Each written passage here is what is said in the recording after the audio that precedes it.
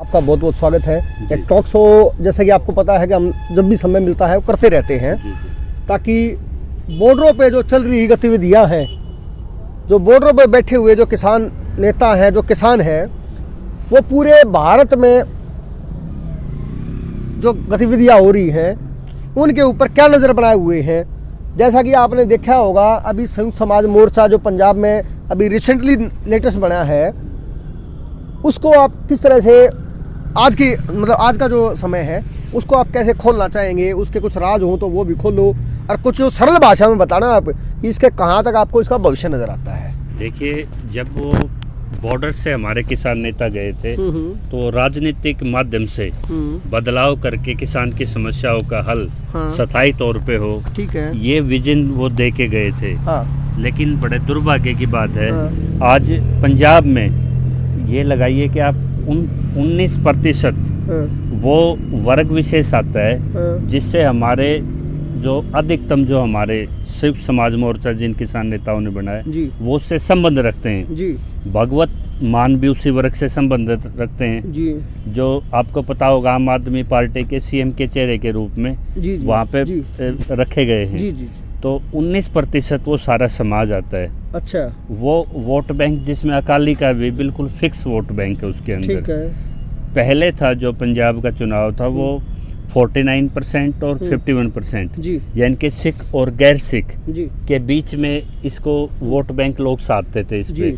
अब ये देखिए वहाँ पे कि जो हमारे नेता गए थे बॉर्डर से, ये दावे किए गए हैं आज भारतीय किसान यूनियन मान के एक बहुत सीरियस नेता ने। अच्छा, उन्होंने कहा मैं पगड़ी बांधना ही जिंदगी में बंद कर दूंगा। क्या बात कर रहे हैं? मेन जो फोकस किया उन्होंने कि यहाँ जो नेता गए थे वो वहाँ चर्चा में भी नहीं है। अच्छा, जब पत्रकार या वो आकलन करते हैं कि भाई कितना इनका वोट बैंक जाएंगे, कितनी सीटें निकलेंगी, तो बड़े दुख की बात है वो चर्चा में भी नहीं है। गुरनाम सिंह तो कोई वजूद ही वहाँ नहीं मिला। 19% वोट बैंक जिससे वो आते थे, सिर्फ उस वोट को डाइवर्सिफिकेशन करने की भी हालत में नहीं है वो, यानी कि अकाली की बड़ी वहाँ पे उस पर सेंध रहेगी। और जो अकालियों के जहाँ पे प्रत्याशी खड़े हैं वहाँ कांग्रेस के प्रत्याशी और अकाली के जो प्रत्याशी के जहाँ जैसे आपके सुखबीर सिंह बादल की बात करते हैं और जो उनके जो मेन चेहरे उनकी बात करते हैं, उन्होंने वहाँ तक के कांग्रेस के साथ कुछ ऐसी नज़र आ रहा है कि कमज़ोर कैंडिडेट भी अदला बदली किए गए हैं, यानी कि हैंड इन ग्लव्स, यानी कि दस्ताने किसी के हैं, उंगलियां किसी की हैं। यानी कि कांग्रेस और अकाली कहने के तो अकाली संगठन है, बीजेपी के साथ रहा है, लेकिन यहाँ सिर्फ वो अपने वजूद को बचाने के लिए, वजूद को बचाने का मतलब सिर्फ 5-7 सीटों को वो जीतने की स्थिति में हो, वो कांग्रेस से रिक्वेस्ट करके वो उम्मीदवार एक्सचेंज किए जा रहे, सीट एक्सचेंज की जा रही हैं। और रही बात भाजपा, जो 3 से 13 तक भी पहुंचने की उम्मीद थी, आज भाजपा की वहाँ पे ये हालत है कि भाजपा वहाँ यहाँ आम आदमी के ग्लव्स में खेल रही है, यानी कि आम आदमी को प्रशासनिक मदद, आम आदमी को वहाँ पे जो प्रचार की छूट और जिस तरह से सोशल मीडिया का जिस तरह के मोदी जी ने यूज किया था, उससे भी ज़बरदस्त तरीके से वो आम आदमी पार्टी का मेन हथियार कुछ स्थानीय नेता ना होके, स्थानीय मुद्दा ना होके, सिर्फ सोशल कैंपेनिंग है। सोशल साइट्स जो होती हैं, मतलब वही तरह से, मतलब आईटी जो वही आईटी सेक्टर जो बीजेपी की सोशल नेटवर्किंग देखता है वही आम आदमी की पार्टी की देख रहा है, और इतना बड़ा फंड इन पे यूटिलाइज हो रहा है वहाँ पे। तो इसका सीधा सा अर्थ है कि बीजेपी वहाँ अगर यदि खुद नहीं है तो वो कांग्रेस या किसी मजबूत विपक्ष को भी स्थापित नहीं होना चाहती सत्ता में। तो उनका बड़ा खेल है कि आम आदमी पार्टी को जिता दिया जाए, और थोड़ी बहुत अगर किसी की सीट की गुंजाइश है। रज्जेवाल के राजनीतिक लिंक रहे हैं, अमरिंदर सिंह से भी रहे हैं, आपके कई राजनीतिक पार्टियों की राजनीतिक उनको समझ भी है। सिर्फ उनकी ऐसा है कि जमानत उनकी बच सकती है। गुरनाम सिंह के जितने भी उन्होंने कैंडिडेट उतारे, उन्होंने खूब सारा लेके देख लिया लोकल्स का, कोई मतलब वहाँ पे चर्चा में भी नहीं आते। तीसरा आता था एक हमारे युवा होते थे जो आप यहाँ बॉर्डर्स पे भी देखते थे, लाल किले कांड में भी उनका वो नाम आया था। चिट्टे को लेके उनका बड़ा वो था कि मेरा पंजाब पूरी तरह से चिट्टे की गिरफ्त में है, और इस नशे से पंजाब को बाहर निकालना है तो उनको आगे आना पड़ेगा। तो वो युवा साथी जिसको अपने संयुक्त समाज ने टिकट भी दे दी है। मजीठिया वर्सेज जो उनका दावा था, मजीठिया को एक चेहरे की तरह प्रचारित किया गया कि वो नशे के कारोबार से जुड़े हुए हैं, राजनीतिक संरक्षण था उनका, लेकिन उसका लाभ भी चन्नी को सीधे तौर पे जा रहा है। तो चन्नी ने इस छोटे से टाइम में 6 महीने में जितनी रेडें वहाँ पे डलवाई हैं, तो पंजाब को बचाना है। राजनीति मतलब डॉक्टर साहब मैं ये पूछना चाह रहा हूँ कि मतलब आप ये कहना चाह रहे हो जो संयुक्त समाज मोर्चा बना है उन्होंने ये कह दिया कि भाई इनका अपना कोई अस्तित्व है नहीं। आप दावे की पड़ताल करने के लिए पंजाब से हमने फीडबैक मांगी थी, तब ये फीडबैक निकल के आई कि संयुक्त समाज मोर्चा वहाँ सिर्फ रज्जेवाल को छोड़ के कोई भी साथी जमानत भी अपनी बचाने की हालत में नहीं है। रजदू मानसा का बहुत जबरदस्त ग्राउंड पे विरोध है वहाँ पे। अच्छा तो मानसा भी कहते खड़ा हो रहा थोड़ी सीट तो ਲੱਤਾਂ ਇਹ ਖਾਊਗਾ। ਇੱਕ ਨਹੀਂ ਜਿੱਤਦਾ ਇਹਨਾਂ ਚੋਂ, ਕੋਈ ਕਿਸਾਨ ਨਹੀਂ ਇਹਨਾਂ ਦੇ ਵੱਲ। ਉੱਥੇ ਇਹਨਾਂ ਦੇ ਅਸੀਂ ਮੰਗਰ ਸੀ, ਹੁਣ ਇਹਨਾਂ ਦੇ ਮੰਗਰ ਅਸੀਂ ਥੋੜ੍ਹੇ ਆ। ਹਾਂ ਇਹਨੂੰ ਵਧੀਆ ਇਹਦੀ ਇੱਜ਼ਤ ਤੇ ਮਾਨ ਹੋ ਗਿਆ ਸੀ। ਦਿੱਲੀ ਦੇ ਵਿੱਚ ਇਹਨੂੰ ਖੂੰਡੇ ਵਾਲਾ ਬਾਬਾ ਕਹਿਣ ਲੱਗ ਗਏ ਸੀਗੇ। ਮੈਂ ਕਿਸਾਨ ਯੂਨੀਅਨ ਚ ਡਕਾਉਂਦੇ ਚ ਵੀ ਇਹਨੂੰ ਆਉਣ ਤੇ ਵੋਟਾਂ ਮੰਗਣ ਲੱਤਾਂ ਇਹਦੇ ਪੈਣੀਆਂ ਇੱਥੇ ਰੋਕਦੂ ਮਾਨਸਾ ਦੇ ਬੋਲਣਗੀਆਂ। ਹਾਂ ਕਿਉਂ ਕਹਿੰਦਾ ਮੈਂ ਤਾਂ ਅੰਦੋਲਨ ਜਿੱਤ ਕੇ ਲੈ ਕੇ ਦਿੱਤਾ। ਅੰਦੋਲਨ ਫੇ ਖੜਾ ਰਹੇ, ਅੰਦੋਲਨ ਚ ਦੂਜੇ ਵੀ ਖੜੇ ਨੇ, ਬੂਟਾ ਬੁਰਜ ਗੱਲ ਉਹ ਗਰਾਂ ਵਾਲਾ ਜੋਗਿੰਦਰ ਉਹ ਵੀ ਖੜਾ ਹੈ ਅੰਦੋਲਨ ਚ। ਇਹ ਕਿਉਂ ਨਹੀਂ ਖੜਦਾ? ਜਦੋਂ ਸਾਡੇ ਕੋਲ ਅੱਜ ਇੰਨੀ ਪਬਰ ਸੀ, ਮੋਦੀ ਦੀ ਢੂਹੀ ਲਾਤੀ, ਉਹਦੇ ਨੱਕ ਨਾਲ ਜੀਵ ਲਵਾਤੀ, ਫਿਰ ਉੱਥੇ ਖੜੇ ਰਹੋਗਾ। ਪੂਰੇ ਪੰਜਾਬ ਦਾ ਏਕਾ ਹੋ ਗਿਆ ਤੇ ਇਹਨਾਂ ਨੇ ਪੰਜਾਬ ਦਫਾੜ ਕਰਤਾ। ਕਿਸਾਨ ਜਥੇਬੰਦੀਆਂ ਨੇ ਕਰਿਆ ਕਿ ਨਹੀਂ ਕਰਿਆ? ਇੱਕ ਪਾਸੇ ਚੋਣ ਵਾਲੇ ਹੋ ਗਏ, ਇੱਕ ਪਾਸੇ ਅੰਦੋਲਨ ਵਾਲੇ ਹੋ ਗਏ। ਇਹਨਾਂ ਨੇ ਦਫਾੜ ਕਰਤਾ। ਇਹ ਤਾਂ ਸਾਰੇ ਜੁੱਤੀਆਂ ਦੀ ਲੈ ਕੇ ਨੇ ਕਿਸਾਨ ਯੂਨੀਅਨ ਦਾ। ਵੋਟਾਂ ਪੈਣਗੀਆਂ ਪਿੰਡਾਂ 'ਚ? ਨਾ ਕੋਈ ਨਹੀਂ ਪੈਂਦੀ ਇਹਨਾਂ ਨੂੰ। ਕਿਸਾਨ ਹੀ ਸਾਰੇ ਸਾਡੇ ਵੱਲ ਕੋਈ ਕਿਸਾਨ ਨਹੀਂ, ਇੱਕ ਨਹੀਂ ਜਿੱਤਦਾ ਇਹਨਾਂ ਚੋਂ, ਕੋਈ ਕਿਸਾਨ ਨਹੀਂ ਇਹਨਾਂ ਦੇ ਵੱਲ। ਇਹ ਤਾਂ ਉੱਥੋਂ ਵਾਲੀ ਹਵਾ ਇਹਨਾਂ ਤੋਂ ਚੱਲੀ ਨਾ ਗਈ। ਉੱਥੇ ਇਹਨਾਂ ਦੇ ਅਸੀਂ ਮੰਗਰ ਸੀ, ਹੁਣ ਇਹਨਾਂ ਦੇ ਮੰਗਰ ਅਸੀਂ ਥੋੜ੍ਹੀਆਂ। ਹੋਰ ਹੈ ਲੜਾਈ ਦਾ ਢਾਲ ਹੁੰਦੀ ਹੈ, ਲੜਾਈ ਚ।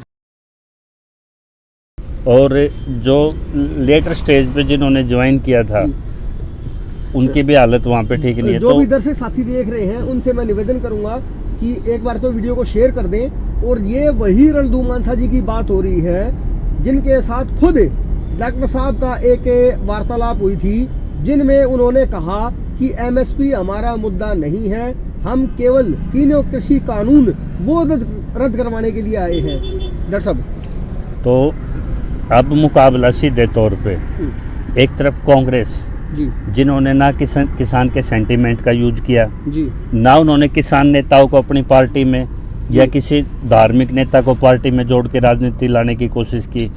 उन्होंने जो वहाँ पे कई पार्टियां बताती कि 32%, कोई कहते 29% जो दलित वहाँ का वोट बैंक है।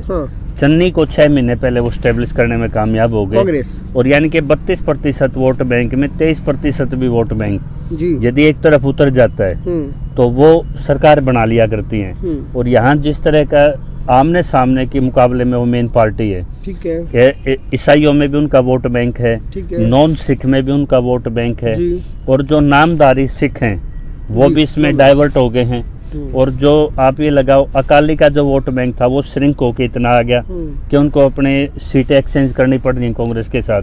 तो अब सीधा सा मुकाबला आईटी से अगर कोई कंपेन करने के आधार पे सिर्फ आम आदमी पार्टी वहाँ चुनौती दे रही कि दिल्ली में हमारे मॉडल्स, दिल्ली से आप आते हैं, दिल्ली में देखा हुआ आपने बाहरी दिल्ली की सारी सड़कें टूटी हुई हैं। और जो रेगुलर जो एम्प्लॉयमेंट देने की बात थी वहाँ डेली लेबर पे यहाँ तक कि आपके मेडिको को भी इंगेज किया गया। और सिर्फ एक शिक्षा का मॉडल तो हम ये मानते हैं कि आधारभूत स्ट्रक्चर तो वहाँ खड़े किए गए हैं, लेकिन इसी मॉडल को वहाँ पे रखा जा रहा है। जिन्होंने पंजाब ने दिल्ली का ये नहीं देखा कि आज दिल्ली में कोई नया प्रोजेक्ट, नया इंफ्रास्ट्रक्चर प्रोजेक्ट या कोई नया बदलाव, वो मतलब वो तो यहाँ ग्राउंड रियलिटी दिल्ली वाले जानते हैं, लेकिन वहाँ इसी मॉडल को वहाँ पंजाब में परोसा जा रहा है। नहीं अरविंद, उन्होंने शिक्षा के क्षेत्र में तो कुछ काम किया है, आधारभूत स्ट्रक्चर जी, सारे स्कूलों की मल्टी स्टोरी बिल्डिंग्स है, नहीं ऐसा सभी के साथ नहीं है। आधारभूत उसमें किया है, कोशिश की है। अदर स्टेट से कह सकते हैं कुछ लीडिंग है, लेकिन रेस्ट ऑफ दिस एजुकेशन को छोड़ के और कोई बड़ा ऐसा सेक्टर नहीं दिखाई देता। और वो भूल जाते हैं कि पंजाबी हर स्टेट में है, हर देश में है जी। वो पंजाबी जो वहाँ NRI इनके यहाँ रहते हैं, ये भी वो तय कर लेंगे कि यहाँ की रियलिटी क्या है, वहाँ की रियलिटी क्या है। ये 30% तक का स्पेस दिया है इनको, आम आदमी पार्टी को। बीजेपी आम आदमी पार्टी के थ्रू आगे बढ़ रही है, यानी कि 70% वहाँ पे आज दबदबा कांग्रेस के चन्नी साहब स्थापित कर चुके हैं। अच्छा, तो डॉक्टर साहब इससे किससे दुविधा क्या है, परेशानी क्या है कि भाई कांग्रेस अगर अपना वहाँ वर्चस्व कर रही है, हालांकि मैं किसी पार्टी पक्ष से तो हूँ नहीं, मैं बस ये कहना चाह रहा हूँ कि बीजेपी सरकार जो कि केंद्र में शासित है और वो किसानों के लिए बिल लेके आती है, वो किसानों का MSP नहीं दे रही है, क्योंकि एकमात्र पंजाब का तो मैटर नहीं है ना, ये केवल पंजाब का या हरियाणा का मैटर नहीं है, ये बाकी और भी स्टेट हैं। तो मैं आपसे जो, आप बुद्धिजीवी हैं, आप साथी भी रहे हैं संघर्ष के, मैं आपसे जो जानने की कोशिश कर रहा हूँ कि भाई अब समाज करे तो करे क्या, अब लोग करे तो करे क्या। पंजाब की जो जनता है भाई, आम आदमी पार्टी भगवंत मान को लेकर आ रही है, इधर से राज्यपाल साहब आ रहे हैं, बीजेपी जो है आप कह रहे हैं नेगेटिव में है, तो अब क्या करें। अब ये देखो, जैसे कि सुमित भाई बार बार चिंता रखते थे कि ये इंटरवल दिया गया छोटा सा कि आंदोलन को होल्ड पे रखा गया, एक इंटरवल है ये, लेकिन इंटरवल के बाद जो टीम है आपकी वो उनके नेटिव, उनका अपने जिले हैं, अपना स्टेट है। अच्छा, उस स्टेट में अगर वो जमानतें जब्त करा के लौटते हैं तो ना वो किसान नेता रहे, ना वो राजनेता रहे, ना वो पॉलिटिकल मैसेज दे पाए। जो किसानों की जो विरासत थी, किसानों को जो दबाव था जो चुनाव में बनना था, वो तो जीरो हो गया। मतलब जो लोग आए थे किसान नेता के रूप में, वो राजनेता बन के गए और वहां से भी कोई खास उपलब्धि हासिल नहीं करी, वो जीरो। अच्छा, जीरो पे गया वो, क्योंकि आप किसान नेता बन के रहते तो आपके पूरे देश में एक दबाव था जी, प्रधानमंत्री तक आपका दबाव था जी। और आज आपका इतना है कि आप ना तो राजनेता स्थापित हो पाए, ना आप किसान नेता स्थापित हो पाए, और इतने बड़े आंदोलन को सिवाय अपनी महत्वाकांक्षाओं के चलते हुए जी, आपने जिस तरह से अपने को राजनीतिक हथियार बनाया जी, तो आपने क्या मैसेज दिया। मतलब आपने पंजाब की जो थी लीगेसी थी उसको भी खत्म किया, किसानों का जब विश्वास था और किसान के मुद्दे उनके साथ तो खेला ही खेला जी। तो इसको पंजाब के चुनाव से नकारात्मक किसानों के मनोबल पर असर पड़ेगा। मतलब चौबे जी गए, छब्बे जी बनने, दुबे जी बन के लौटे जी, ऐसा बिल्कुल इसी तरह का असर आ रहा है। और दूसरा, जैसे जो भाई कह रहे थे, अमित शाह ने जो मीटिंग की थी, जब जयंत चौधरी को पुलिस वाले घेर घेर के लाठियों से तोड़ रहे थे जी, तब उन्हें याद नहीं आया कि जयंत चौधरी मतलब एक अच्छे व्यक्ति हैं। कसम है हमको अपना शीश कटा देंगे, अपना शीश कटा देंगे, जितना भी इस जिस्म में बाकी सारा लहू बहा देंगे, सारा लहू बहा देंगे, इसकी खातिर जो ठानेंगे वो करके दिखला देंगे। चौधरी चरण सिंह की विरासत का हिस्सा है। फरवरी 2016 में 32 बच्चों को सड़क पे छातियों पे गोली मारी गई, तब 560 साल का रिश्ता नहीं याद आया। तो कल कोशिश उन्होंने की थी कि उसमें नरेश टिकैत, राकेश टिकैत को भी इनवाइट किया जाए, लेकिन बहुत अच्छा हुआ किसानों के पक्ष में कि कल जो वो भीड़ थी उस भीड़ में वो 2 किसान नेता नहीं गए। और एक ये मैसेज गया है, वेस्टर्न यूपी में एक ही काम रहता है जयंत के ऊपर, आंदोलन की पृष्ठभूमि पे चल रहा है, किसान आंदोलन पे। यदि वो चरण सिंह की तरह जाति से, धर्म से, इनसे ऊपर उठ के किसान को एक तरफ जोड़ पाए तो यूपी में बीजेपी को बचाने वाला कोई नहीं, क्योंकि जो पूर्वांचल है, कानपुर है, उस तरफ हिस्से में बीजेपी बहुत कमजोर है। लेकिन उन्हीं की, डॉक्टर साहब, उन्हीं की सीटों पे विवाद चले हुए हैं कि गुलाम मोहम्मद को सीट दे दी गई, उन्हीं के पार्टी के, उनके गठबंधन के द्वारा दी गई सीटों पे ही जो है विवाद चल रहा है कि हिंदू मुसलमान है, मुसलमानों को कैसे टिकट दे दी। देखो, एक सबसे अच्छी चीज जो लगती है ना इस लड़के में, वो लगती है कि ये ध्रुवीकरण की राजनीति नहीं खेलता। ये आप कैसे ये जब इनकी टिकटें कटती हैं, 3-4 टिकटें उनकी कटी भी उनके कैंडिडेट्स की, आरएलडी की, लेकिन उन्होंने एक बहुत बड़ा दिल करके कह दिया कि अगर किसान आंदोलन की शहादत है, हमें याद है, यदि हमें किसान विरोधी ताकतों को जवाब देना है तो हमें बहुत सी छोटी छोटी चीजें भूलनी पड़ेंगी। अच्छा, तो मतलब एक इतना बड़ा विजन लेके चल रहा है। डॉक्टर साहब, क्या इस बात की गारंटी है कि चौधरी चरण सिंह की जो विरासत है अजीत सिंह साहब ने संभाली, फिर जो है अब जयंत भाई के हाथ में ये बात आई, क्या वो बीजेपी के साथ में चुनाव के बाद में समझौता नहीं करेंगे? क्योंकि हमारे पास, मैं ऐसे कह नहीं रहा हूँ, हमारे पास उदाहरण है, जैसे दुष्यंत चौटाला का है, जैसे हमारे पास जो है हनुमान बेनीवाल का है, जिसका मैं आपको बिल्कुल स्टेक वो देता हूँ। एक बहुत बड़ा उनको 23 से 25 सीटों का फ्लो आ रहा था। यदि जयंत चौधरी वेस्टर्न यूपी में अपने दम पे लड़ते अकेले, किसी से गठबंधन ना करते, बहुत बड़ा फ्लो लेके आ रहे थे वो।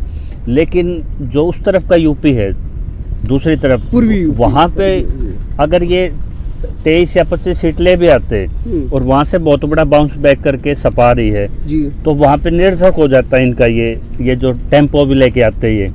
तो एक बहुत बड़ा रिस्क लिया उन्होंने। अगर उससे आपके चरण सिंह की जो थी अपनी लीगेसी थी कि जाति धर्म से उठ के वेस्टर्न यूपी को इकट्ठा कर लिया था किसान पे, यदि उस पर कामयाब रह गए तो बहुत बड़ा मैसेज देंगे। और जो आपने कहा गणित पे पॉलिटिक्स चलती है जी, आज जिसकी सीटें हैं जी जी, जब कोई सत्ता बनती है तो समीकरण पे चलती है, कुर्सी जो है संख्या पे चलती है, वहाँ ना सेंटिमेंट्स काम करते। यदि वो अपना एक ट्रॉली रखते हैं संख्या की अच्छी जी, सपा भी रखती है या आपके ये भी रखते हैं जी, सपा को भी हो सकता है किसी का समर्थन केंद्र में किसी को देना पड़ जाए, तो वो राजनीति के गुण धर्म को आप किसी आंदोलन के सेंटिमेंट से मैच करके नहीं देख सकते। तो हम ये भी तो कह सकते हैं, सिर्फ आप इतना विश्वास कर सकते हो कि जो नेता आपका जीत के गया है वो किसी भी पार्टी के अलायंस में रहे, लेकिन वो आपके मुद्दों पे खरा उतरेगा। ये चीज तो आप उम्मीद कर सकते हैं कि क्या तगाजा है जब आप नेतृत्व लेते हो और हजारों लाखों आदमियों की जिंदगी आप पे दाव पे लगी है, तो आपसे फिर इस तरह की अपरिपक्वता, इस तरह की असभ्यता कोई भी उम्मीद नहीं कर सकता। तो ऐसे तो राकेश टिकैत साहब ने भी, ऐसे तो राकेश टिकैत साहब ने कहा ये बक्कल उतार लेंगे, उनको नॉन सीरियस नेता माना तो है। तो इसका मतलब ये थोड़ी है कि बक्कल का मतलब खाल, क्यों किसी खाल उतार लेंगे। आज उसी को इसलिए तो नॉन सीरियस लिया गया है। नहीं, पंजाब का हमने आपको बता दिया, यूपी का आपका बता दिया, जो ये बॉर्डर को खाली करा के गए थे जी, मैंने पंजाब का भी आपको हिंट दे दिया है। वहाँ हो सकता है कांग्रेस स्थापित हो जाए, किसी के साथ अलायंस करके स्थापित हो जाए। यूपी में अभी 200 के आंकड़े से नीचे बीजेपी आती दिखाई नहीं दे रही। मुझे नहीं लगता कि यूपी में आपको बदलाव कोई बड़ा हो रहा है जी। लेकिन जिस तरह के प्रयोग भी हो रहे हैं, अमित शाह पर्चे तक बांटने को मजबूर हो गए वेस्टर्न यूपी में, उनको मीटिंगें तक करनी पड़ रही आधी रातों को। तो ये लगा लो अगर कुछ आप परिवर्तन नहीं कर पाए तो हम ये चीज कहना चाहते हैं कि राजनीति के गुण चरित्र अलग हैं, इसका उनके मतलब तगाजे अलग, और आंदोलनों के तगाजे, आंदोलन के तौर तरीके, आंदोलनों के वे बिल्कुल अलग होते हैं राजनीति से। और जो किसान नेता ये कहते थे कि राजनीति जरूरी है किसान के लिए, यहाँ चोट लगती है किसान को, और जो नतीजे आपके सामने आएंगे आपको भी चौंकाएंगे। ये तब आपको पता लगेगा कितनी बड़ी गलती थी आपने बॉर्डर खाली करके, मुद्दे को आपने छोड़ के आप ना राजनेता बने, आपने उल्टा उस सत्ता को वापस स्थापित करने के लिए वो समीकरण दे दिए सीटों के। तब आप क्या अपने किसानों को आप समझा पाएंगे? क्या किसानों पे जो कुठाराघात होगा उसका जो इरिपेबल लॉस है क्या वो आप पूरा करा पाएंगे? किसान का नहीं करा पाएंगे आप। यही किसानों को सोचना है कि आंदोलन के लिए जो बने होते हैं, आंदोलन मुद्दों से 1% इधर उधर नहीं भटकना होता, ना उसकी दिशा भटकनी होती, ना उनके लिए चुनाव कोई महत्वपूर्ण होता। वो तो जो भी सरकार चुनती है उन्हीं पे दबाव बना के उसी व्यवस्था में उन्हीं के तरीके में अपनी बात मनवाने का नाम जन आंदोलन है लोकतंत्र में। और उसी संविधान के तहत, उसी मर्यादा के तहत, और नेता को उसी जिम्मेदारी के तहत, जैसे गांधी जी ने लाठी लेके निकले हाथ में, किसी का सर तो नहीं फोड़ा, नहीं। गांधी जी ने अहिंसा का रास्ता लिया, सत्य का रास्ता लिया, लाखों करोड़ों आदमियों का किसी को एक उंगली तक उन्होंने अपनी तरफ से नहीं कटने दी। तो ये नेतृत्व होता है। फिर भी पहले जब हम यहाँ पे बैठे हुए थे, किसान जो है संघर्ष में थे लगातार, तो मेन उनका मुद्दा ये रहा कि भाई हमें बीजेपी को सपोर्ट नहीं करना, क्योंकि बीजेपी किसानों की हितैषी पार्टी नहीं है, विरोधी है किसानों की। तो हमें जो है अब, क्योंकि हम राजनेता तो है नहीं, तो मेरा तो अपना ये मानना है कि हम लोगों को इस तथ्य क्या होने वाला है, क्या चीज़ है, इस सब से दूर हट के हमें ये देखना है कि कौन सी पार्टी मजबूती से आ रही है जो कि इस बीजेपी को हटा सकती है, जो कि हमारे हित में नहीं है। तो सभी साथी जो हैं वो देख लें कि बॉर्डरों पे किस तरह की स्वच्छ चर्चाएं चलती हैं।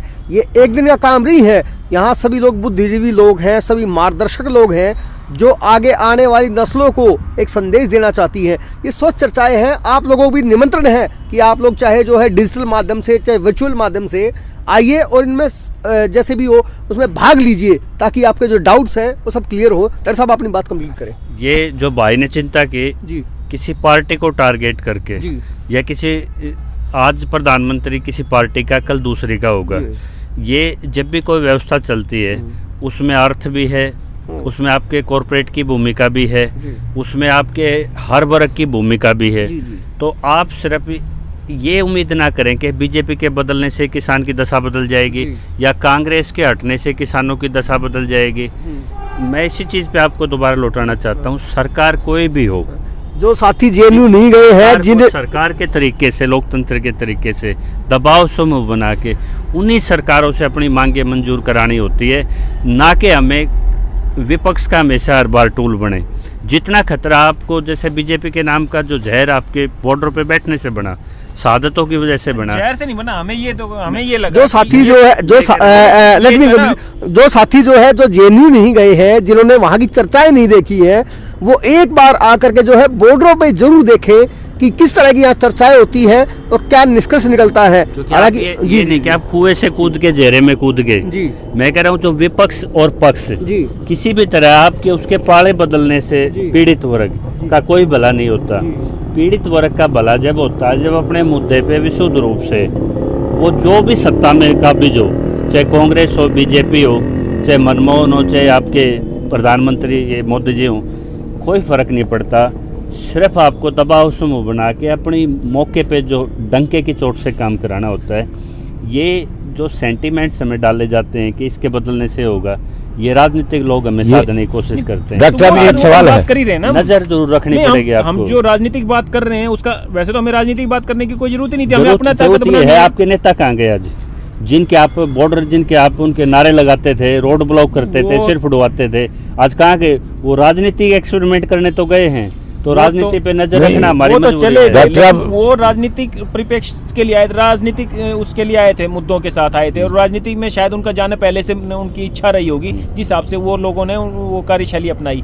लेकिन किसान की आपने खुद कहा कि अपना भी अपने आप को मजबूत करके हमें अपनी बात रखनी है, ना कि हमें किसी राजनीतिक की भी कौन जीत रहा कौन नहीं जीत रहा है, एक ये बात आती है। लेकिन फिर बॉर्डर हैं उनके नहीं, आपके बॉर्डर की एक मुद्दा रहा, विषय ये है, जैसे हम बंगाल में थे तो बंगाल में ये था कि भाई ममता बनर्जी जो है वो जीत रही है, तो हमारी मेन बात ये थी कि आप ये मत देखो कि कौन किसको देनी है। भाजपा के विरोध में, क्योंकि भाजपा, आप कहोगे कि भाजपा किसानों की पार्टी है, ऐसा हमें नहीं लगा कि किसानों के हित में कोई भी पार्टी किसी एक वर्ग की हो ही नहीं सकती, ना वो उद्योगपति की हो सकती, ना वो मजदूर की हो सकती, ना वो कमेरे की हो सकती।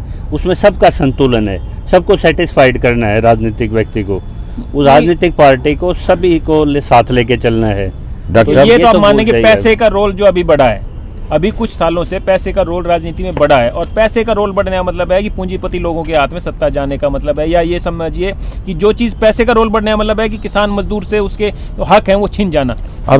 वो जो चीज आ जाती है, तो वो चीज के लिए जो है किसान लड़ रहा है, सभी के लिए लड़ रहा है उस चीज के लिए। तो इस स्थिति में किसान अगर लड़ाई लड़ रहा है तो वो यही है कि भाई भाजपा से जो हमारा विरोध था वो यही था कि वो किसानों की बात। आप राजनीतिक लड़ाई लड़ पाएंगे जब आपको राजनीति की समझ भी होगी, राजनीतिक गतिविधियों पे भी आप बारीक से नजर रखोगे और उनसे आप सीखोगे भी, तभी आप गैर राजनीतिक रह पाओगे। क्योंकि आपको चोट कहाँ लगती है? आपके नेतृत्व 1 साल के लिए आपकी कभी भी राय निकल के नहीं आई आप लोगों की, अब निकल के आ रही है। राजनीतिक मंशा के लोग हैं 1 साल 700 आदमी खोने के बाद, तो सीधी सी बात है, हमें पहले से अगर हमें राजनीति का ज्ञान हो और हमें मुद्दों पर लगे कि हमारे मुद्दे पे राजनीति आ गई, तो हम शायद ये बॉर्डर खाली नहीं होते, किसान कुछ लेके उठता है यहाँ से। तो इसलिए आपको अगर विशुद्ध रूप से अगर गैर राजनीतिक रहना है तो राजनीति की गतिविधियों पर आपका इतना परिपक्वता होनी चाहिए, आपको उसको समझना पड़ेगा, तभी आप उससे बच के अपने मुद्दे को और अपने वर्ग को बचा के ले जाएंगे। आप लोगों को आगे नेतृत्व करना है हरियाणा में, तो ये चीज़